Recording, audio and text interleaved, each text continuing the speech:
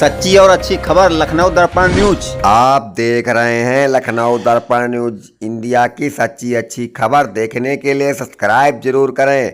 खबर अच्छी लगे तो लाइक कमेंट करना ना भूलें। आपको ले चल रहे हैं लखनऊ सरोजनगर तहसील, जहां पर सरोजनगर बार एसोसिएशन शपथ ग्रहण समारोह का आयोजन हुआ, जहां पर विधायक राजेश्वर सिंह भी पहुंचे। उन्होंने एक अच्छी बात कही जो लोग कहने में टाल मटोल करते हैं।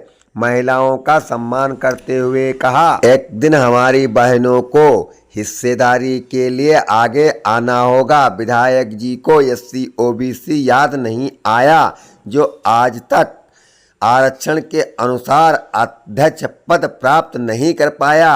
क्या SC OBC की योग्यता नहीं थी? अब SC OBC को जागना होगा, समझना होगा, आगे आकर हक अधिकार लेना होगा। आगे दिखा रहे हैं सरोजनगर बार एसोसिएशन शपथ ग्रहण का सारा नजारा। बिना किसी भेदभाव के पूरी ईमानदारी और निष्ठा पूर्वक बार के सभी सदस्यों के प्रति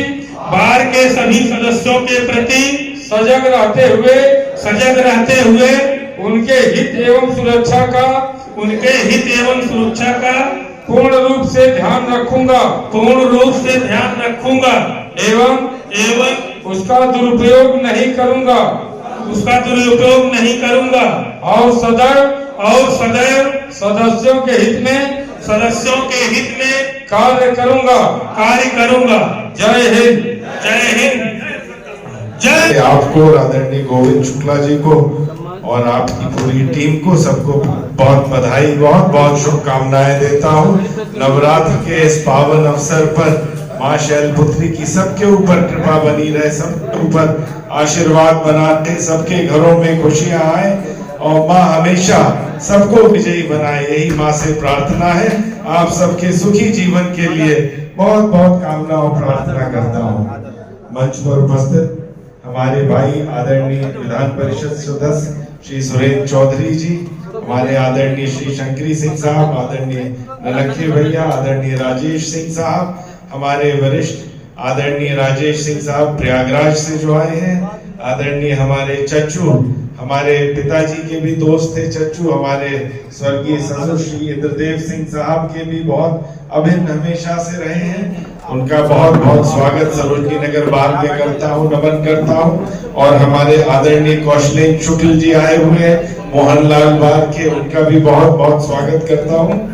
और यहाँ पे हमारे जितने पदाधिकारी चुनाव जीते हैं, आदरणीय वरिष्ठ उपाध्यक्ष अमित प्रताप सिंह साहब, उपाध्यक्ष OP सिंह साहब, संजय तिवारी जी, राजेश कुमार सिंह साहब, संयुक्त मंत्री के रूप में हमारे समर सेन जी, हमारे ग्राम प्रधान भी हैं, आदरणीय खुर्शीद अहमद जी, विवेक सिंह जी, रोहित कुमार सिंह एडवोकेट जी, अविनाश कुमार ओझा जी, हमारे भाई धर्मेंद्र तिवारी जी, बहुत अच्छे मीडिया में भी बहुत अच्छा बड़ा योगदान रहता है धर्मेंद्र जी का, हमारे लाइब्रेरियन ललित नारायण एडवोकेट जी, और कार्यकारिणी के वरिष्ठ सदस्य के रूप में श्री संजीव कुमार जी, श्री कुलवीर कुमार जी, ललित मोहन सिंह जी, अनिल कुमार जी, श्री सुरेंद्र सिंह जी, श्री सचिन जायसवाल जी, और कनिष्ठ कार्यकारिणी सदस्य के रूप में देवेश कुमार पांडे जी, अंशु कुमार जी, अजीत यादव जी, दयाराम जी, हिरेश जी, अनुराग सिंह अन्नू जी, एवं यहाँ पर उपस्थित एक बार पुनः हमारे जितने वरिष्ठ बैठे हैं, अधिवक्तागण बैठे हैं, हमारे वरिष्ठ साथी बैठे हैं, पार्षद बैठे हैं, हमारे पार्टी के वरिष्ठ पदाधिकारी बैठे हैं, सभी का नमन वंदन अभिनंदन करता हूँ, सभी को प्रणाम करता हूँ। हमारी मातृशक्ति बैठी है, अगली बार उनसे भी अनुरोध करूंगा, आप लोग को भी चुनाव लड़ना चाहिए। अब 33% नारी बंधन अधिनियम के बाद आपको लोकसभा तक जाना है और देश का भी प्रतिनिधित्व करना है, तो आप लोगों का इसमें प्रतिनिधित्व होना चाहिए और बढ़ना चाहिए। इसको बढ़ाने के लिए मैं आशा करूंगा हमारे भाई राजेश जी अध्यक्ष जी और हमारे महामंत्री गोविंद जी इस पे चिंतन करेंगे, और हमारी बहनों को भी अगली बार कार्यकारिणी में सबको स्थान मिलना चाहिए। आया आदरणीय शारदा प्रताप शुक्ल जी, कनक्य भैया के बड़े भाई आदरणीय चच्चू जी, वो हमारे स्वर्गीय ससुर श्री इंद्रदेव सिंह जी जो यहाँ पर अध्यक्ष थे बार एसोसिएशन के, उनके साथ के रहे हैं। लोगों का बहुत प्रेम स्नेह मेरे ऊपर रहा है और अभी भी चच्चू का और कनक्य भैया हमेशा सब साथ में ही रहते हैं। बहुत सबका आशीर्वाद मिलता है। तो बाहर से तो मेरा बहुत ही पुराना नाता है। स्वयं भी मैंने वकालत करी, नौकरी में 15 साल जब ईडी में रहा, 10 साल पुलिस में रहा। तो कानून की पढ़ाई के बिना तो ना पुलिस की नौकरी हो सकती है ना एनफोर्समेंट डायरेक्टरेट की। और आज की तारीख में मेरा मानना है हर व्यक्ति को और खास तौर पे हमारे युवा साथियों को कानून की पढ़ाई सबको करनी चाहिए, कानून का ज्ञान सबको होना चाहिए। इसके लिए आपको जान के हर्ष होगा, मैंने सुप्रीम कोर्ट में PIL भी दाखिल कर रखी है कि कानून की पढ़ाई की इंटरमीडिएट में अनिवार्यता होनी चाहिए। मेरा मानना है हमारे युवाओं को जब स्कूल कॉलेज से निकले, कॉलेजों में जाए, तो उनको बेसिक कानून का ज्ञान होना चाहिए, क्योंकि हर चीज का समाधान पुलिस या सजा नहीं है।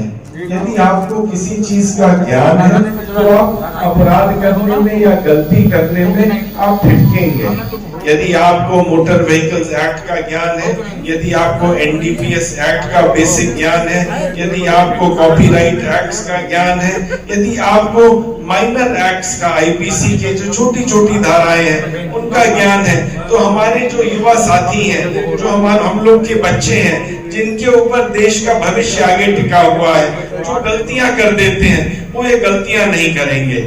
इसलिए मैंने सुप्रीम कोर्ट में विशेष रूप से PIL दाखिल कर रखी है। राज्य सरकार को और केंद्र में कानून मंत्री को पत्र भी लिख रखा है। उसमें कार्रवाई भी चल रही है कि जैसे एनवायरमेंट की स्टडीज, जैसे हमारे MC मेहता साहब, जो कि सब लोग हम लोग सब कानून में यहाँ पे बैठे हैं लॉयर्स, MC मेहता की जजमेंट्स आप लोगों ने देखे, कैसे उन्होंने पर्यावरण को मैंडेटरी कराया। कितना महत्वपूर्ण पर्यावरण है। पोल्यूशन के कारण कितनी डेथ होती है, 60 लाख से ज्यादा, 70 लाख, 60 से 70 लाख आदमी पोल्यूशन से पूरे विश्व में प्रतिवर्ष मरता है और 25 लाख उसमें हिंदुस्तान में मृत्यु पोल्यूशन के कारण होती है। इसलिए अवेयरनेस एनवायरमेंटल लॉज की, एनवायरमेंट के बारे में, एनवायरमेंट स्टडीज की बहुत है। और इसके लिए वकीलों के कारण उन्होंने PIL दाखिल करके सुप्रीम कोर्ट से आदेश कराया। कानून की पढ़ाई, एनवायरमेंट की पढ़ाई होनी चाहिए। इसी तरह से मेरा मानना है कानून की पढ़ाई जरूरी होनी चाहिए ताकि बच्चे हमारे कोई गलती ना करें। आजकल समय ऐसा आ गया है कि कोई भी गलती करके बचा पाना बच्चे को बड़ा मुश्किल होता है। आप लोग सब अधिवक्ता हैं, रोज आप लोग यहाँ पे भी केस देख रहे हैं, बल्कि कचहरी में भी केस देखते हैं। बच्चे ने कोई एक गलत मैसेज भेज दिया, कहीं पे एक जगह किसी झगड़े में, मारपीट में, किसी गलत जुलूस में खड़ा हो गया। हर जगह अब CCTV है, ऐसी एविडेंस है कि वो बच्चा निकल नहीं सकता। पुलिस का सारा रिकॉर्ड कंप्यूटराइज हो चुका है। तो कल जब वो कोई एग्जाम देगा, किसी नौकरी में जाना चाहेगा, तो नौकरी में उसको ये केस बाधक बनेगा। हम लोग चाह के भी उसकी मदद नहीं कर सकते, न वकील मदद करने की स्थिति में रहते हैं जब इलेक्ट्रॉनिक एविडेंस होती है, न जज मदद करने की स्थिति में रहते हैं। उसके सबसे बड़ा महत्वपूर्ण तरीका है कानून की पढ़ाई मैंडेटरी होनी चाहिए, क्योंकि कानून की पढ़ाई सबसे महत्वपूर्ण है। और ये जो कानून अधिवक्ता का कार्य है, इसको मैं पेशा नहीं मानता, ये एक मिशन है। ये एक मिशन है समाज को सुदृढ़ करने का, समाज को सुधारने का, समाज को आगे लेके जाने का।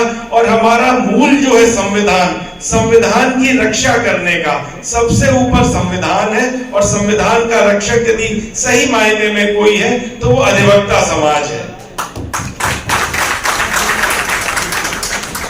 तो एक इंडिविजुअल की फ्रीडम को डिफेंड करने के लिए राज्य और मनुष्य, व्यक्ति के बीच में अधिवक्ता खड़ा होता है, अधिवक्ता रक्षा करता है।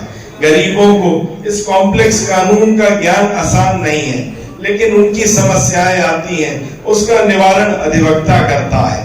एक रोल मॉडल का रूप है अधिवक्ता। ये जो हम लोग वस्त्र पहनते हैं काले सफेद, दूर भी आप कहीं चले जाइए तो गांव से लेके शहर तक का आदमी कहता है एक वकील साहब जा रहे हैं, हर व्यक्ति के मन में उसके लिए इज्जत रहती है। तो एक रोल मॉडल का काम है, इसलिए बहुत ही गंभीर काम है एक अधिवक्ता का। जो भी हम बोलते हैं, जो भी हम कहते हैं, जो भी हम तर्क देते हैं, या समाज में हम कहीं पे कोई बात जाके बोलते हैं, उसको गंभीरता से सुना जाता है। इसलिए अधिवक्ता के ऊपर बहुत बड़ा दायित्व है समाज को संगठित रखने का, समाज का नेतृत्व करने का, समाज को आगे लेके जाने का।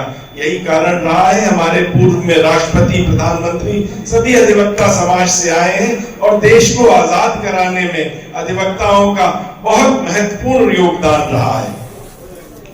आने वाले समय के लिए ये सरोजनी नगर विधानसभा, सरोजनी नगर का अधिवक्ता संघ, सरोजनी नगर की तहसील, ये तो मैं इसको अपना परिवार मानता हूं। और सरोजनी नगर हम लोग सब मिलके, आदरणीय चच्चू, हम लोग बहुत कार्य कर रहे हैं। सरोजनी नगर आपकी ऐसी विधानसभा है कि हम सबके सहयोग से, जितने लोग यहाँ बैठे हैं प्लस पूरे सरोजनी नगर विधानसभा के हर सदस्य के सहयोग से तारा शक्ति निशुल्क रसोई चल रही है। मेरा मानना है जब तक हमारे बच्चों को कंप्यूटर का ज्ञान नहीं होगा, जब तक बेसिक्स ऑफ कंप्यूटर्स नहीं आएंगे, चाहे माइक्रोसॉफ्ट वर्ड है, एक्सेल है, टैली है, बेसिक कंप्यूटर्स का ज्ञान नहीं होगा, उनको आने वाले समय में अच्छी नौकरियां नहीं मिलेंगी। इसके लिए आदरणीय चच्चू जी, सरोजनी नगर में हमने संकल्प लिया है कि हमें 50,000 युवाओं को डिजिटल लिटरेसी, कंप्यूटर ट्रेनिंग करानी है। इसके लिए अब तक हम 10 कंप्यूटर सेंटर स्थापित कर चुके हैं। हर कंप्यूटर सेंटर में हमने 5-5 कंप्यूटर दिए हैं और लगातार बच्चों की डिजिटल लिटरेसी की निःशुल्क क्लासेस चल रही हैं। ये कार्यक्रम चलता रहेगा। बच्चों का जो अपार स्नेह है और जिस बड़ी संख्या में उन सेंटर्स को ज्वाइन कर रहे हैं, कंप्यूटर सीख रहे हैं, वो दिखाता है कि बच्चों में हमारे सरोजनी नगर की कितनी ऊर्जा है।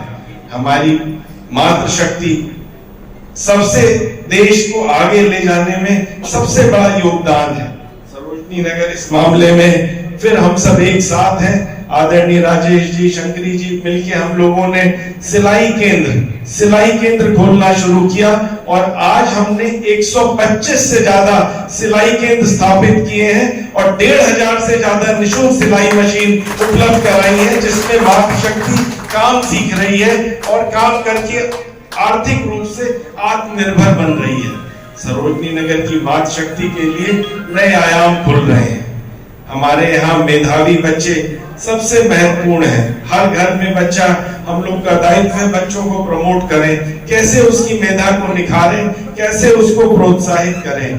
तो आज तक आपको जान के आदरणीय विधान परिषद अध्यक्ष महोदय हमारे चौधरी जी हर्ष होगा, अब तक हम 1,000 मेधावी बच्चों को सरोजनी नगर के लैपटॉप और साइकिल देके सम्मानित कर चुके हैं, जिनके 75% से ज्यादा अंक आए हैं और लगातार ये काम कर रहा है। मेरा मानना है कि एक बच्चे में, हर बच्चे में ये क्षमता है कि समाज को नई दिशा दे और समाज को आगे लेके जाए। लगातार हम लोग प्रयास कर रहे हैं और सरोजनी नगर, जैसा मैंने कहा, यहाँ की बात, यहाँ की तहसील, ये तो मेरा परिवार है।